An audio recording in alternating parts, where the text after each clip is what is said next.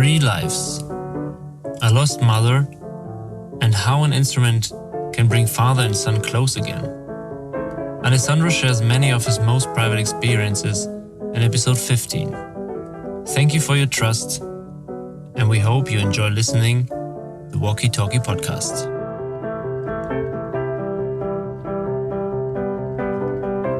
Hello, Alessandro. Hello. You are my next guest in the WalkyTalkyPodcast, and I'm pretty happy to have you here today. I'm back with you in my, I call it now, small studio, which I have here in the woods at Tegish Lake in the old cabin. Alessandro and me met a few days ago. Alessandro is at the moment on a special trip, and maybe he wants to tell us a bit about it and where you're from, why you ended up here, why we met, and yeah. Sure. The special trip is my honeymoon. After a long time where I didn't think that would happen, I met the right one. So we met, got together, and eventually we finally wed a year later than expected because of the COVID things that's happening in the world right now. Yeah, I think you're not alone with that. Yeah. And we ended up here in Yukon because, well, this might sound diminishing of Canada, but it is not by a long shot. But because of COVID, there are not many places open in the world for Italian people to go to. Ah, okay. So we made a list, and Canada won the election. Let's say our original destination was New Zealand. Okay. Oh, also beautiful. Yeah, but I guess that will have to wait a little bit longer. And so to make Canada gain more points rather than being plan B, I always wanted to explore these lands. They are quite mysterious and interesting. So here we are. It's huge. Yeah. It's huge. Yeah. And how is your trip so far in Canada? Great. It has been great. It's only 10 days. And these last 3 have been the best out of all. It will be hard to beat. This short stay here. Oh, that's good to hear. And I would like to hear your feelings and your thoughts about your trip today, because what you did today is very special. Yeah. I did it once a few weeks ago, and I have to say it was one of the most peaceful things I ever did in my life, because I'm a person who's really connected to nature and animals. So maybe you can tell me a bit what you did today and how was it for you and how felt it? So it was a dog sledding trip, and it was unbelievable. I have no clue what to expect. I thought it would be a really cold trip, but it wasn't. And I never felt like we were in minus 20 something during the day temperature. It just felt a good day, and the weather was incredible. We felt very lucky, and my wife Paula said that it was the best experience of her life, and I couldn't disagree with that. I had a few other experiences, but this is really great. As you said, peaceful, really immersed in the silence. And yesterday we went for a walk in the woods, but it wasn't the same thing because we were very noisy. So the sound of the snow cracking under your boots is almost deafening. And here with the sled, you just slide through the snow, and there's barely any sound beside the dogs. That's a really good point. Because I did a short hike while you did the dog sledding tour, and I noticed exactly this, because if you stop breathing, then you have the silence which is around you. Then you can catch it, but on the sled, you move and you get the silence. Yes. This is the thing. Yeah, I thought about it a lot, and now I get it. Thanks you for that. Yeah. That's it. And it's good to have you here after one of your best experiences you had. And so you must be in a good mood now. You must be very happy. Yes, and I had the time to shower, hot shower, so that raises the mood even more.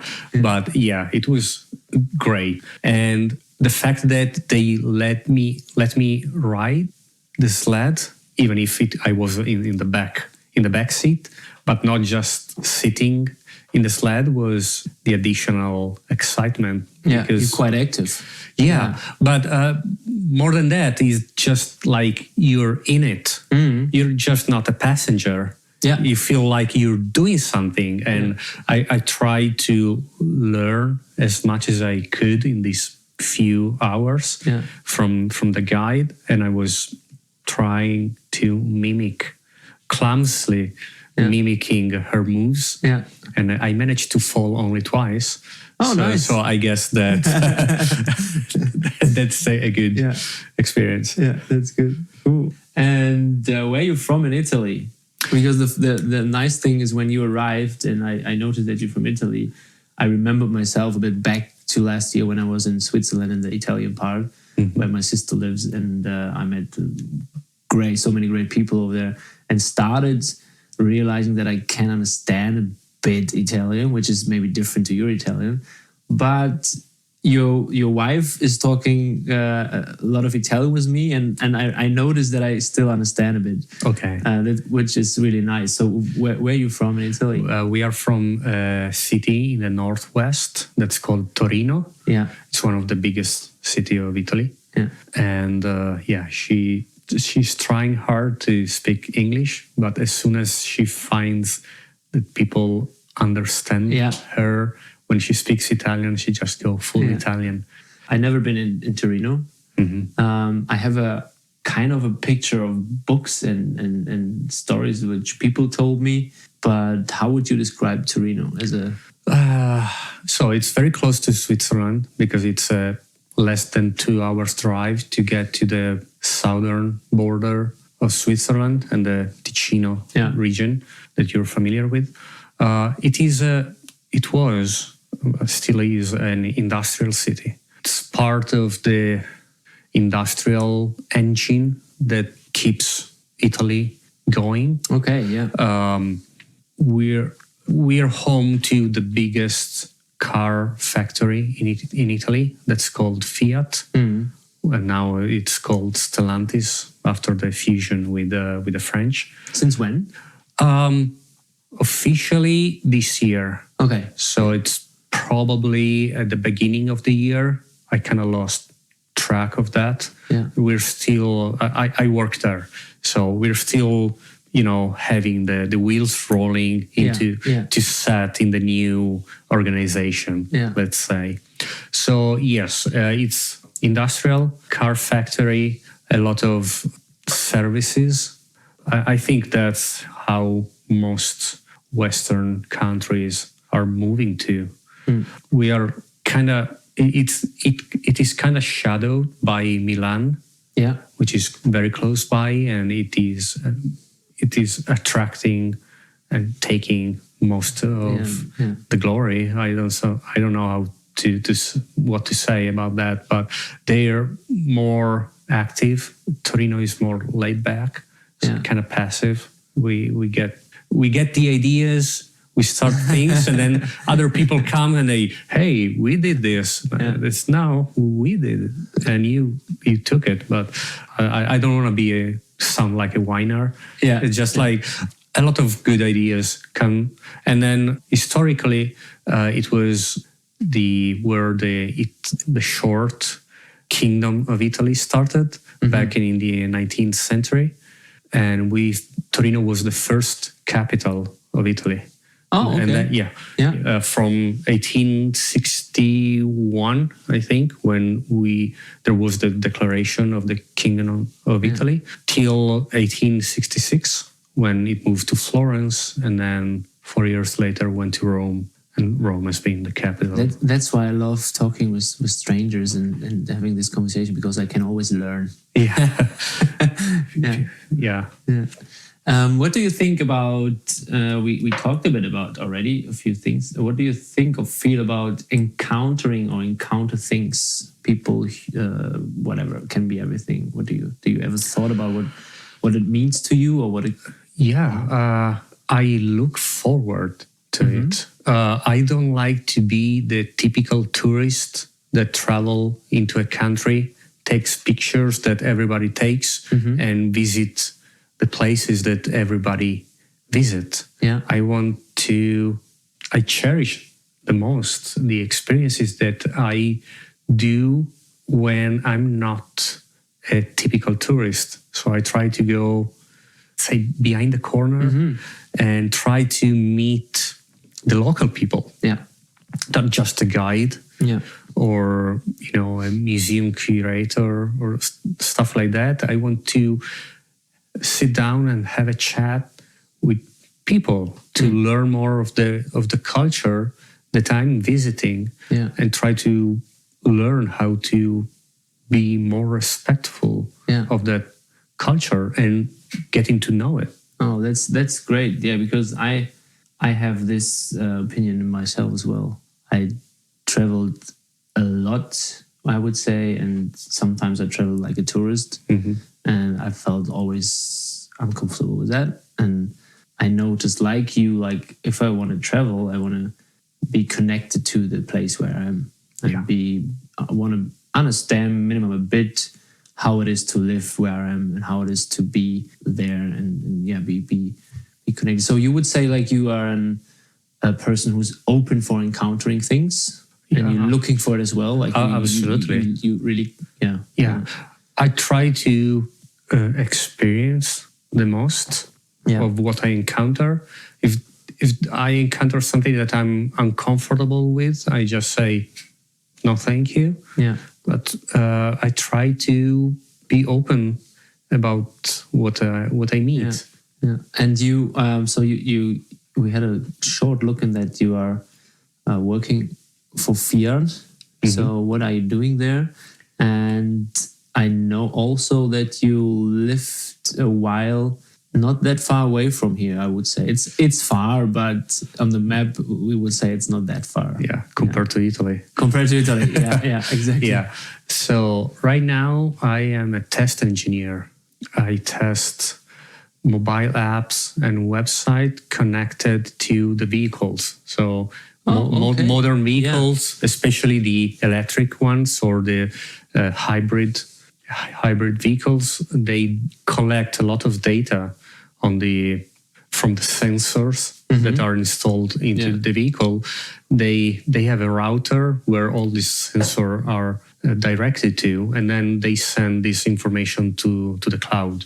Yeah. And then there are mobile apps and websites that get those data and provide the customer with information about the vehicle or how they are driving, or they can actually interact with the vehicle, like opening the door from their phone and stuff like that. And I'm part of the team that do most of the testing prior to going live to the public. Oh, that's super interesting. Because if I think about that, I'm not into technique at all, but I'm always a bit interested in it and always amazed what is possible with technique, especially like this. If you have a car what can kind of read your mind, is on one hand sometimes for me super impressive, and on the other hand I'm thinking, okay, that's a bit too much. Yeah. How is that for you? Is there a thing? Do you think about that as well? Like too much information? Too much information, that for sure, especially if we're thinking about social media. Yeah. In this context, first of all, we're not saving lives. Yeah. We're just helping people to be connected and with their vehicles, if that makes any sense. And I wouldn't say that the vehicle can read our mind yet. We're very far from that. Yeah. The group that Fiat is part of is starting to work towards the autonomous drive here in the US, not in Europe yet. Yeah. But we're just very early stages. Like we're not yet in the era of, Terminator or stuff like that. It will be still a futuristic idea for the moment, I would say. Yeah. Did you ever work as an engineer? My first life until I was... Oh, you have 2 lives. You say so? Yeah. Well, probably this might be my third. I don't know. Initially, I just studied to be an engineer. Yeah. And I got my degree and I started working as an engineer. I was programming mobile phones. And then now I'm back at it again. And I had a sort of interlude where I was looking for something completely different. I tried to make very different experiences, and then situations didn't let me continue on that path, or probably I wasn't strong-willed enough to keep pushing in that direction. I don't know.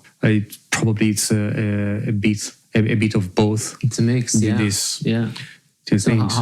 How did you went out of your first life?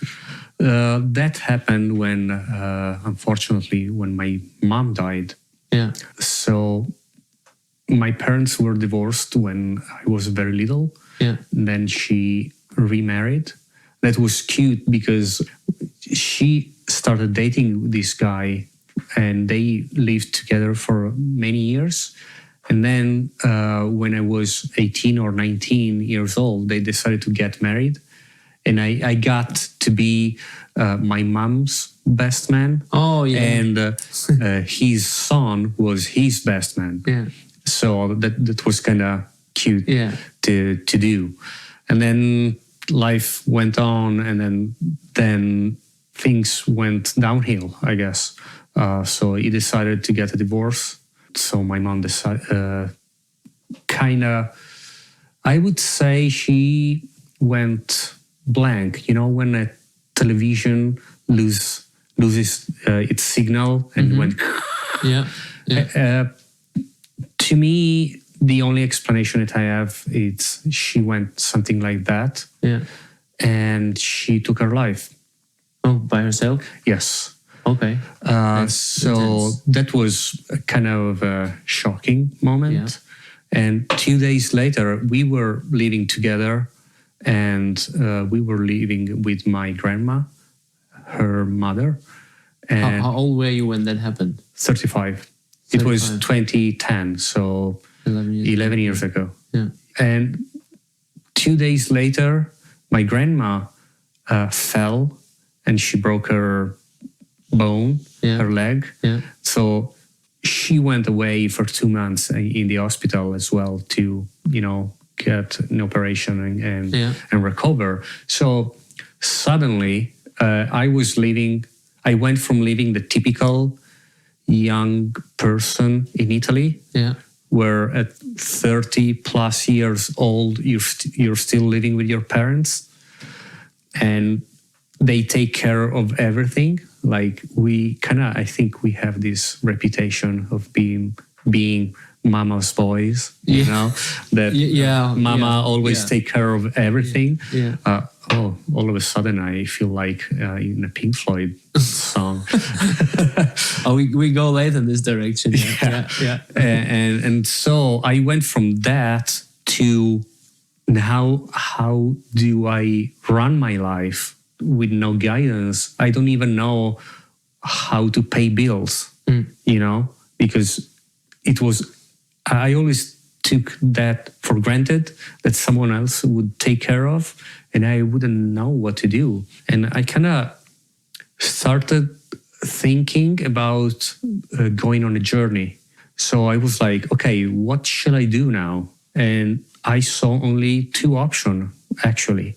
The first option was to start going in a dark spot and start welcoming depression, and eventually, potentially, ended up taking my life like my mom did, because she was depressed, and the second divorce was the trigger for what happened. And the other option that I saw was like, okay, what do I wanna do when I grow up? Did it really felt like these two options in this moment? Yeah, basically.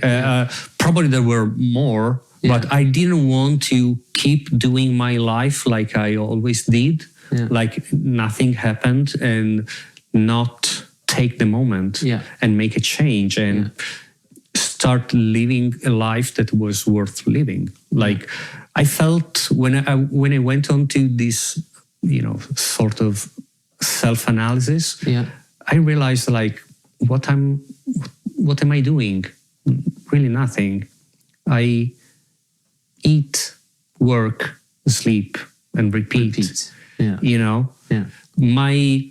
My thing was, okay, I'm playing online games. I have a guild. I have this character into this fantasy world. And we do stuff with my online friends that I met only once in 6 years. And then I checked, and in the previous 4 years, came out that I spent 1 year online. Wow. And if you think that in those 4 years, you still go to sleep, so more or less 1/3 of your day is spent sleeping, spending 25% of your life online, it kind of sucks. But it didn't feel in the moment like you enjoyed it. I was having a great time. But then it was like you had like an awakening, kind of. You ask yourself a lot of questions, and from one moment on. Exactly. I was paying to do that. I wasn't a pro gamer like now. That is a career that brings a lot of money to people. That was not. It was not a career, it was a hobby. And it was like, probably there are better hobbies than that. So I just decided, okay, let's do stuff. And I started doing stuff. And I need to be very grateful for a friend of mine. We were kind of... Who is it? It's an old friend. Her name is Clara. And we were kind of... We knew each other since the junior high. And we were kind of rival at the time. Okay. We were striving to be the best student in school. And so we had this sort of rivalry. And then she got married with my best friend at the time. And then she went away because they went to live in the mountains. And I totally lost sight of her. And then I don't know how she learned that my mom had died. So she texted me and she was like, okay, I cannot be here now because I'm in South America, but as soon as I come back, we need to meet. So she came back, we met, and she took me on this wild 6-9 months of experimenting with weird stuff, For example, what means weird stuff? Well, it sounds interesting. it was interesting, and the apex of these experiences was meeting with a shaman, a Brazilian shaman who didn't look like a shaman at all. In Brazil? Yes. Well, no. He was Brazilian, and she met him on a flight back to Europe. They were sitting next to each other on the plane, and they started talking, random encounters in life, and this guy, he was German. Okay. Yeah. So he was... But from Brazil. Yes. Yeah. So he lived in Brazil. Okay. Yeah. But he was of German descendant. Yeah. He was like tall, blonde, green eyes. He was a surfer. He traveled the world kite surfing. Yeah. And being a shaman. So he got the task from his elders to go to Europe and bring shamanism to Europe. So he sat down close to between Torino and the Ticino area of Switzerland. He was living on the Lago Maggiore. Oh yeah, And he was living like 20 minutes away from the Swiss border. Yeah. And what's his name? Timothy. Okay. I don't remember his last name at all. Yeah. And so he created this way of providing the ayahuasca medicine in a fashion that's more acceptable for Europeans, because I know how ayahuasca works in Peru, and I would never have been able to do it. Yeah. So he did this different approach that was kind of like, he was giving the ayahuasca in small shots rather than a huge bowl of this, to be honest, very disgusting beverage. And it was more acceptable to drink. Yeah. And so we did that with my friend 3 times, and it was mind-blowing. Like after the first time, I was like, okay, everybody in the world needs to do this, because it is an eye-opener. Yeah. You start feeling things differently. At least that's my experience. And everybody's experience is different. Like the second time that I did it, it was the opposite. It was almost a struggle. So it's not for everyone, even if I would say everyone should give it a try. Yeah. I don't know. Did you ever try that? No. No? No. I think from the very little that I know you, that might be an experience that you might... it's interesting because I meet more and more people which share their story about that with me. And I'm getting more and more interested in it because more and more people talking about that with me, and it sounds very intense and very interesting. Especially if you be aware of your body and your life and all these things which surrounds you. Yeah, but you said like this was a kind of eye opener. So what happened then? Like you changed your decisions? You made decisions, or I don't know. That was, by the way, that night is when I became a vegetarian. One day, yes, to the other, because in preparation for the ceremony, he asked me to do a sort of detox menu for a few days. So I went without eating basically anything. I was just on boiled rice and boiled veggies for 2 or 3 days. And then we did the ceremony. And at the end of the ceremony, it was like 4 a.m. And we walked out into this beautiful balcony, grass balcony, looking over the lake with the moon shining on top of the mountains on the other side. It was the most beautiful and peaceful time. Yeah. And because we fasted for a full day. Yeah. So we ate finally after the ceremony. And the idea, I was eating strawberries, and it was the most incredible experience. Like I could feel, those little seeds that are on the top of the strawberry, and I could I could feel every single one of them with my touch. Yeah. It became not just tasting with your mouth, but with all your other senses. Yeah. It was great. And then I came back home, and my grandma, she came back from the hospital, and she prepared me the meal, and she gave me a piece of meat, and I ate it. And then I was like, okay, I'm a little bit tired. I'll go have a nap. I wasn't sick, but I was really, really uncomfortable. And I reckoned that the uneasiness came from what I just ate. Yeah. I don't know if it ever happened to you, but I felt like drowsy. It was like I'm asleep, but I'm awake at the same time, and everything feels like moving in slow motion. Mm-hmm. And every action is very hard and takes a lot of effort. Yeah. So I didn't like that sensation at all. It was like, okay, enough meat. And basically, I never ate it, at least consciously. Yeah. It happened. Yeah. And it's been 11 years. 11 years. And I don't regret it.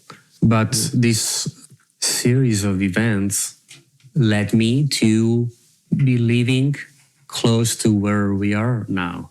Because you asked me that and we never went there. But I lived in Utah for 3 years. And that happened during that spiritual journey. I call it I was on a spiritual journey to find who I was and who I wanted to be. Thanks to my friend, I met another friend who was heavily into shamanism. And he wanted to go to a place called Sedona in Arizona, where a lot of things happens. There are like energy vortexes and Native American people there with shamans, and there is a Buddhist center there. Really is a capital town of spirituality. So he said that he was gonna go there, and on a whim, I decided to go with him. And what was supposed to be a 3 weeks vacation in the desert of Arizona became a 3-year stay in the United States. So I met people, and I met people at a Crystal Skulls event because it was 2011, and we were getting close to November 11th of 2011. That was like, those mystical dates. Yeah. And the Mayan elders were traveling on a sort of pilgrimage throughout the United States to visit important places that were energy centers, because they said that the focal energy point of Earth was moving from South America to North America. So they were on this pilgrimage, and one of the stops was in this place, Sedona. And there I met 2 ladies. Again, total chance. We started chatting during a lunch break, and then they invited me to go with them where they lived. And so I did like a 6-hour detour, because I was supposed from Sedona to go to Los Angeles to meet with my friend. And I went to St. George, Utah, and stayed with these ladies for a day. And then I'll try to be short, because it is a long story. Yeah. But we kept meeting, and I ended up living and dating one of them for 3 months. And she was a massage therapist. Yeah. So we had a lot of connections. I had a lot of connection with her. And so she started introducing me to her clients to do some energy work together with them. And so I started thinking, I never had a massage in my life before, but that really ringed a bell inside of me. I was like, oh, I would really like exploring this massage therapy thing. So I started looking, and in Italy, massage therapy doesn't exist. There are no schools, there is nothing. So she was like, well, you speak very good English. Thank you. And why not pursue it here? So I did. And I contacted the school she went to. And 4 months later, I was enrolled into the Utah College of Massage Therapy for the next 9 months. How long does it take from being the engineer in Torino to this trip and then being a massage therapist in Utah? Like how how many time was in between? My mom died November 3rd of 2010. Halloween of 2011, I applied for the ESTA visa to go to the United States. And 2 days later, I was landing in Phoenix, Arizona. So a year of exploration led me to meeting this lady who opened me towards massage therapy. And then I was supposed to start school in June of 2012. And I ended up having a bad car crash 2 days before starting school. I broke two vertebrae in my spine. Oh. And they told me, well, massage? No massage for 6 months. And like, I need to start school tomorrow. Yeah. It was like, no way. So I ended up doing a lot of energy work. I had cranial sacral, amazing, during which I even had a very brief out-of-body experience. Let us there was a short notice. What is, like, not everyone knows what it is. Cranial sacral. Yeah.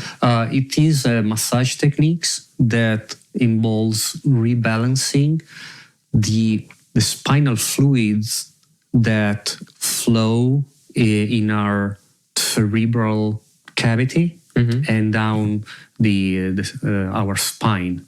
So the brain and the cerebral and the spine are suspended into a fluid, and that fluid is the target of the cranial sacral methodology that allow basically you work both the cranium and the sacral end of the spine to rebalance the fluid. There's where the name comes from then. Yes. Yeah. Yes. Sense. Yeah. And I'm a bit rusty, so I was taken a little bit by surprise by your question. But no, I knew a bit about that, but it's always like not everyone who's listening knows. Always, absolutely, you're right. And I like to have a short explanation of that. Yeah. Yeah. So, and then my friend Sherry, because I was visiting her when the accident happened. So I ended up staying a month at her house uninvited because I was unable to do anything because I had a broken spine. You know? So she took care of me. And one day she took me to a guy who received a gift from God, he says. And so I sat down with him like I'm doing with you. He asked me what happened, and then he put his hand close to my shoulder without even touching me, and I felt like a lava flow going down my spine. And after 5 minutes, I walked out of there with no brace. They put me in a brace that was going from my pube to my neck to keep me blocked, to let my bones heal. I didn't use any of that anymore. From 1 second to the other? For 5 minutes. I couldn't have been more than 5 minutes it was amazing. Yeah. A great experience. And then I had. Do you think it can happen if you're not open for that? Like if you don't believe in what the people in front of you are doing, like if you don't let it into you? Well, for sure, my journey that I was on helped me. Yeah. For sure, these things are more difficult if people don't believe in it, but sometimes they work anyway.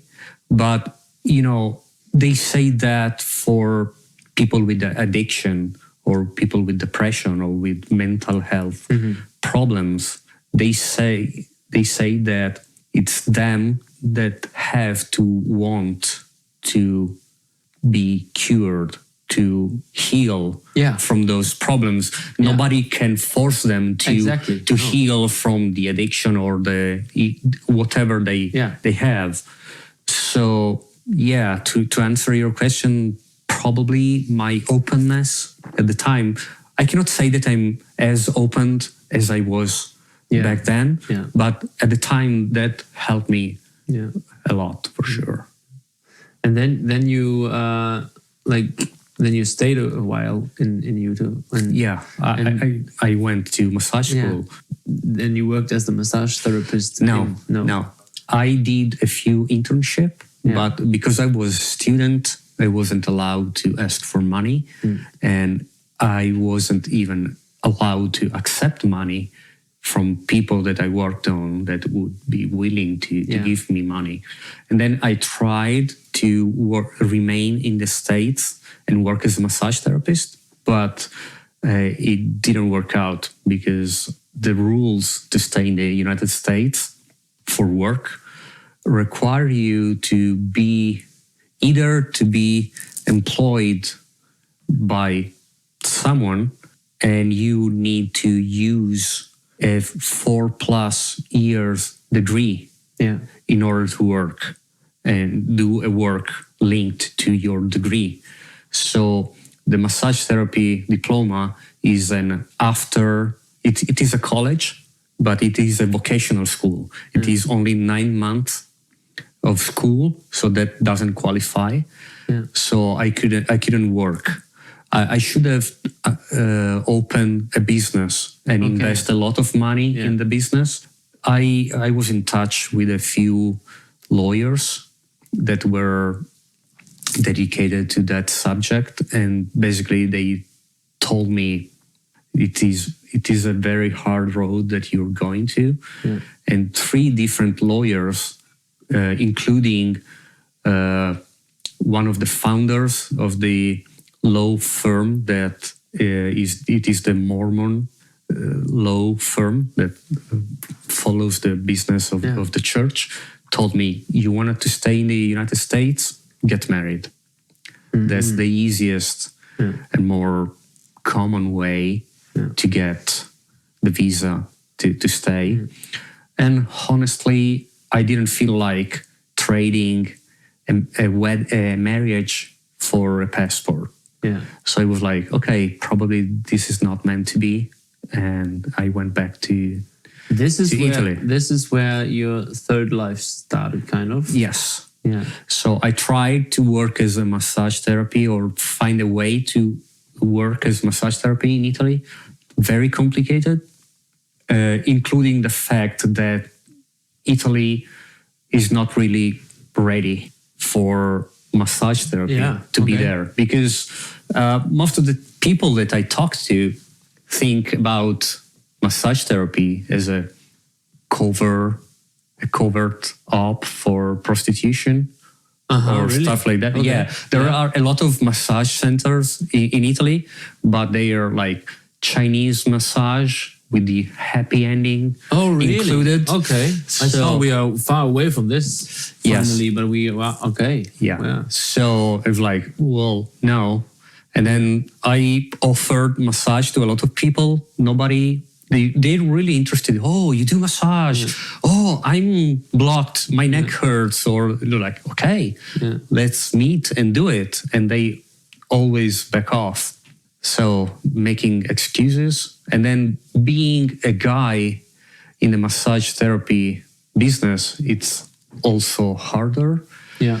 Because even in the United States, there is this sort of cliche of a massage therapist being a woman. Yeah. And there is this other cliche where a guy who is a massage therapist is like probably gay. So a man doesn't like to have a male massage therapist work on them because they're afraid of being, sexually assaulted. Yeah. And female clients are also afraid because being on a massage table, it's kind of a very weak point to be. This is the wrong word, but basically it is you're defenseless, basically. So it is much easier for someone. And we have an image of that as well. Yeah.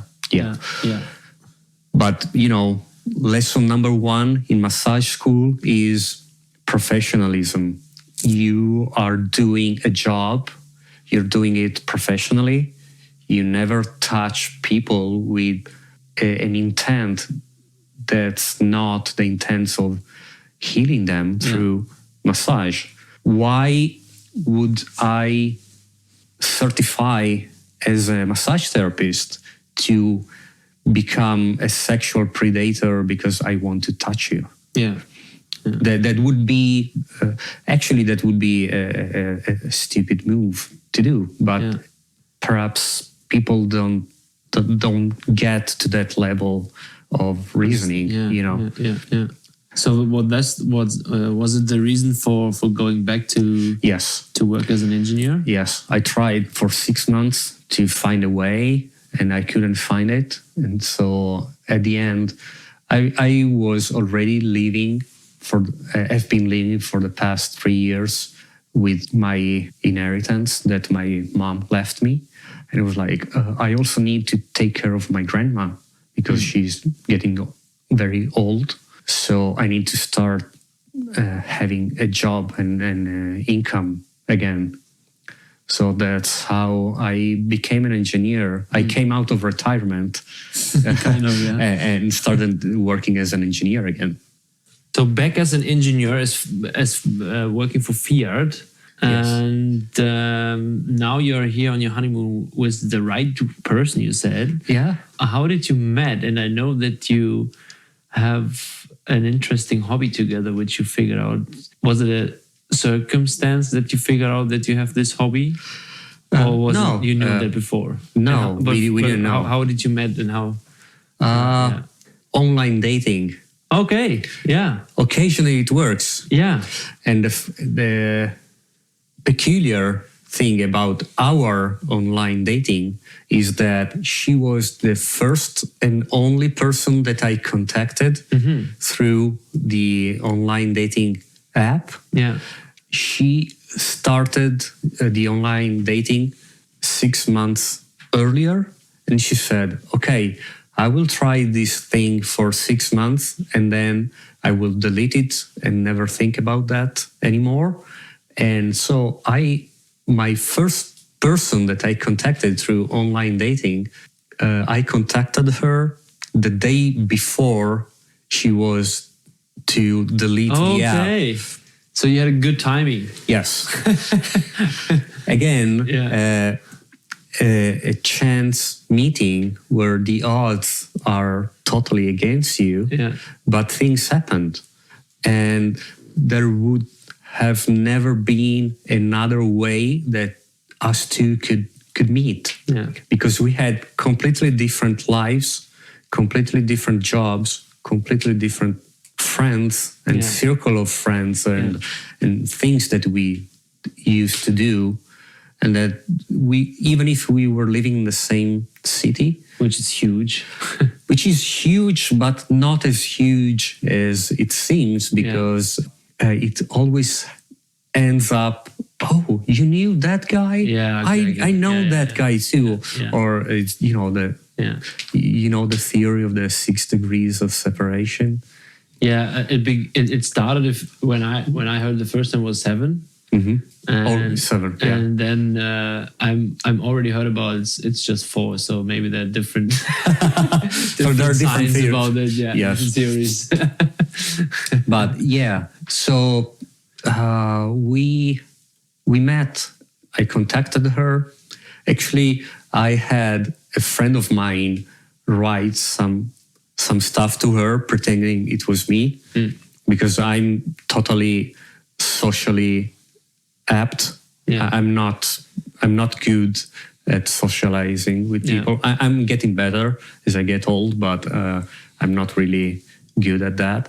So he helped me a little bit. We started chatting, and then we started talking on the phone, and then it was like, okay, why don't we meet?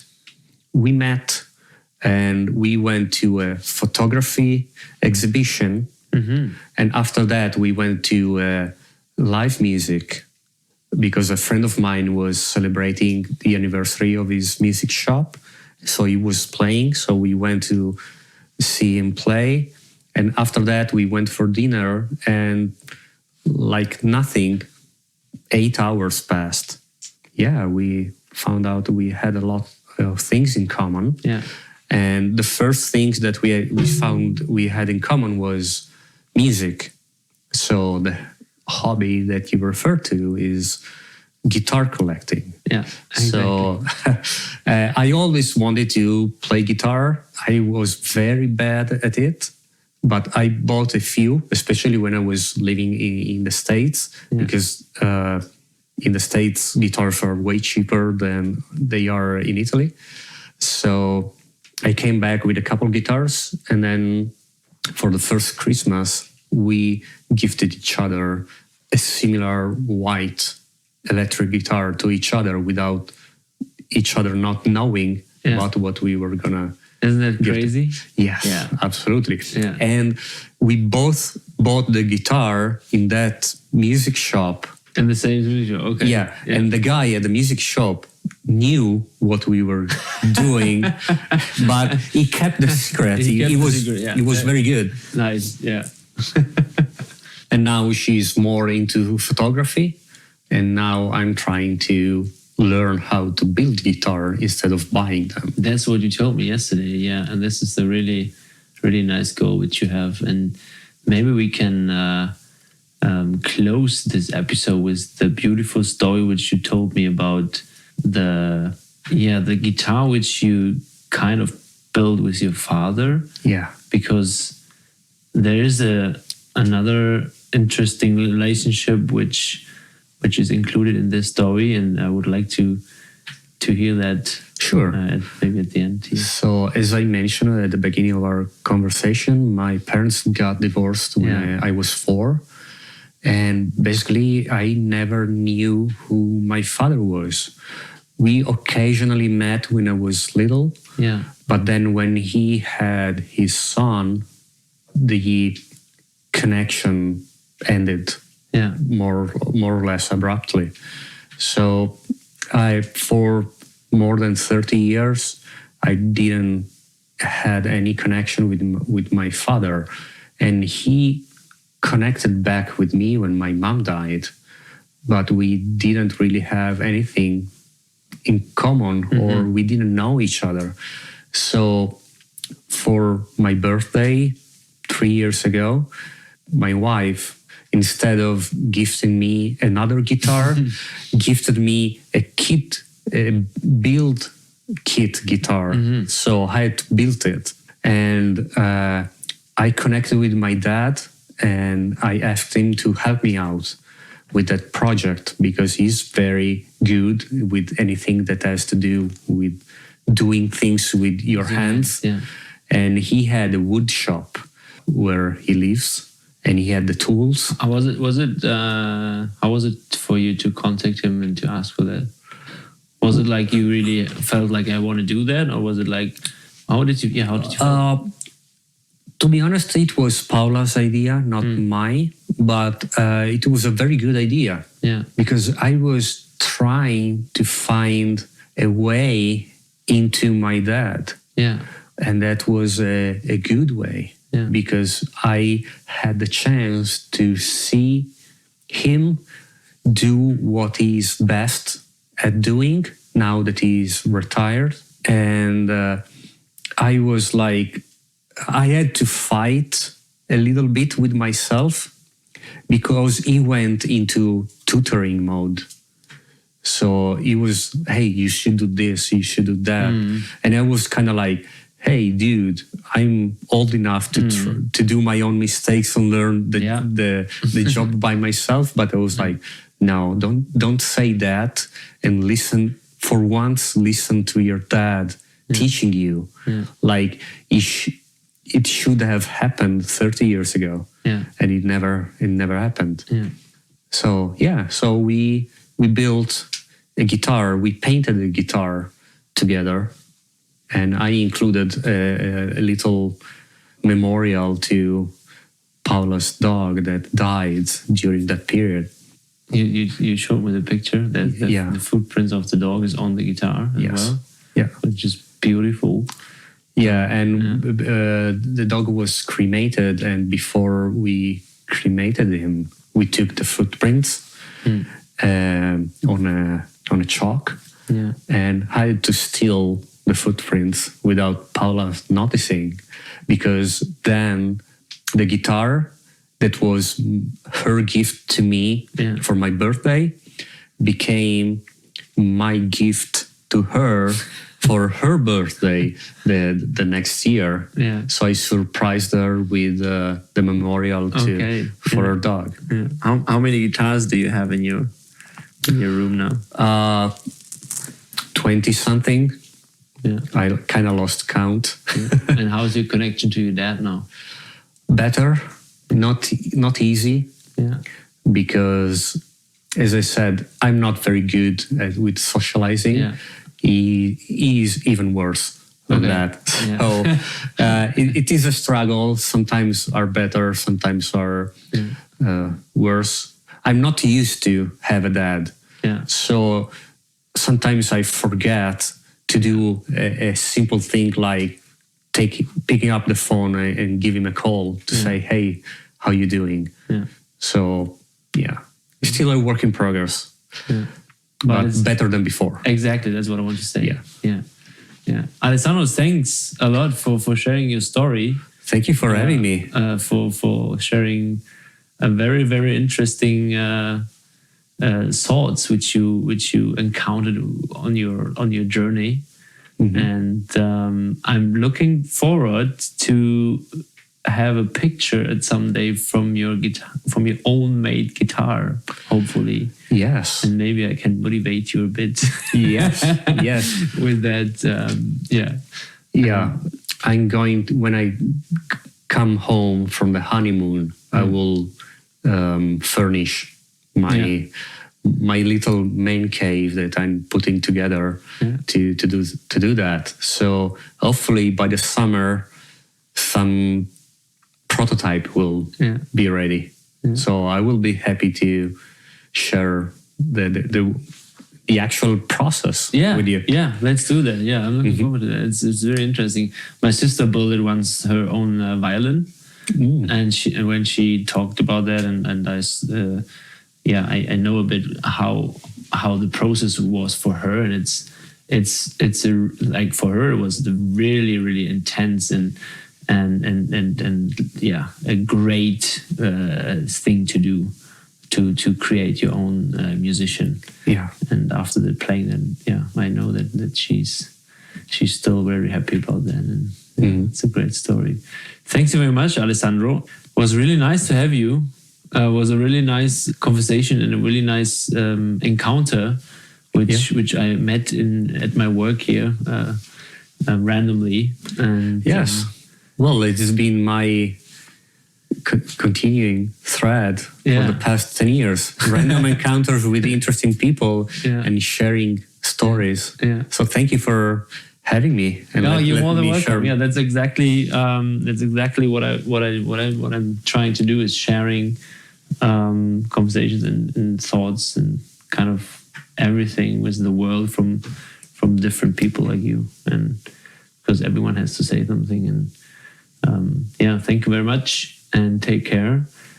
If you have one last sentence to say, it's your chance, and if not, you can just... Oh, no. I'd rather close it because I would go probably with very cliche. Okay. So I don't want it to sound cliche. Say it. I cut it out if it's not... If it's too cliche, I cut it out. No, just like live life. It's the most important. We don't know what's next. Yeah. So what we know is that we have this life. So it is worth living it. Yeah. And do not strive for the stars, Don't settle for anything less. Yeah. Is that too cliche? Absolutely not. No. And also you're never too old to start again. That's what I saw. Yeah, that's what I saw when I listened to you. Like that's kind of the message which you brings up here is don't bother with your age. Don't think too much. Like it's never too late to change something if it's not your thing. Yeah. Well, yeah, and you also shared with me last night that you started a journey when you were 30 years old. Yeah. So you're way younger than I am today, but I started when I was 35. So there's not really like age is a number on a piece of paper, Exactly. Yeah. So also good luck for your journey. Oh, thanks. Yeah, thank you very much. Well, you can follow if you want. I will. Where I'll go, what happened, who I met. Sure. And I think we always see us or meet us twice. We see us again somewhere on this crazy planet. Absolutely. And if you stop by Torino, give me a call. Yeah. I would gladly reconnect and see what happened in the meantime. Yeah, I will do that, definitely. Thank you very much. Thank you. And everyone in the wide world, take care. And thanks for listening.